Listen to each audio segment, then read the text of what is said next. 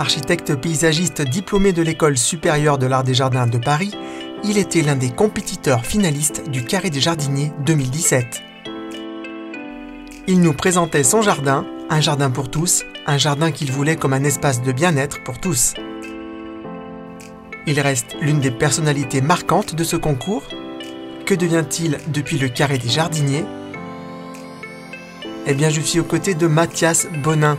Salut Mathias. Salut Franck, heureux de te revoir. Décembre 2017, tu étais l'un des finalistes du Carré des Jardiniers. Comment ça va? Bah écoute, ça va bien Franck. J'ai beaucoup de boulot en ce moment. J'ai retrouvé un peu de calme depuis cette folle aventure Paysalia. Oui, c'est clair. Une belle aventure, c'est ce qui revient à chaque fois. Après ce concours du Carré des Jardiniers, qui est au cœur du salon Paysalia, as-tu eu des contacts? Quelles ont été les retombées, les bénéfices de ce concours pour toi? J'ai reçu beaucoup de félicitations de toutes parts, d'amis, de grands professionnels du jardin, donc ça fait plaisir.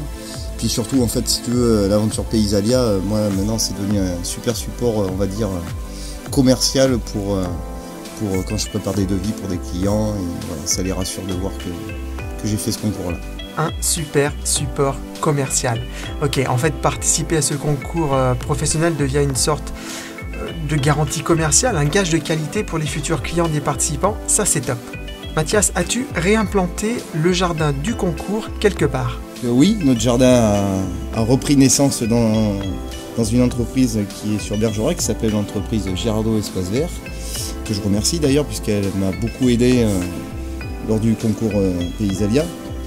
En fait, le jardin, il nous sert, il sert surtout à l'entreprise Girardot de showroom, et puis nous on le fait un peu évoluer en termes de plantation. Ça me permet de faire des petits reportages photos et de m'en servir pour faire un peu de la pub, on va dire professionnellement. Excellent partenariat, bel exemple de réutilisation du jardin du concours. Tu as fait d'une pierre deux coups. Mathias, un concours d'une telle intensité, ça a été pour toi un catalyseur, une thérapie, un défi dans la vie de ton équipe? Eh bien écoute, très bonne question, je te dirais une thérapie, plutôt basée sur l'amitié, le bonheur de partager avec toute mon équipe le plaisir de concevoir et de réaliser un jardin. Ouais, je te retrouve bien là, c'est vraiment l'ambiance qui régnait sur ton jardin lors du concours. De beaux chantiers depuis, des projets? Alors oui, écoute, des beaux projets, même un très beau projet, puisque j'ai gagné un concours où on me donne la possibilité de pouvoir m'exprimer et de réétudier, on va dire, tout le centre historique de la ville de Bergerac, donc la ville où j'habite.